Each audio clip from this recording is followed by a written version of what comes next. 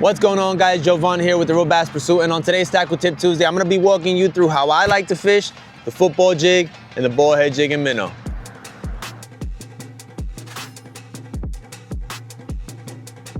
Now, when you're fishing a football jig in the late fall, you want to slow everything down. Drag it, pause it, and feel for any little tick. Try fishing the hard bottoms. Think gravel, chunk rock, or any spot where bass might move up to feed. Now, this here is your finesse follow-up. After you've worked that football jig through an area, pick up the bullhead jig and minnow and make a cast. Once it's hit the bottom or that depth you're looking for, give that rod tip tiny little shakes, real subtle. You don't want big movements. Just let that minnow glide and fall naturally. The whole point here is to imitate a bait fish that is trying to stay alive in cold water. The football jig is gonna be your search bait. It covers that bottom, stirs up the silt, and gets their attention. The bullhead jig and minnow is what seals the deal after you get those followers that didn't fully commit. You're basically hitting them with that power first and picking apart that structure, then following it up with that finesse when they don't wanna bite. Now remember, when you're fishing cold water, you need both looks. Something with presence and something subtle. That's the reason I went with the football jig and the bullhead jig and minnow for the month of November. Once again, my name is Jovan with the Real Bass Pursuit, and this here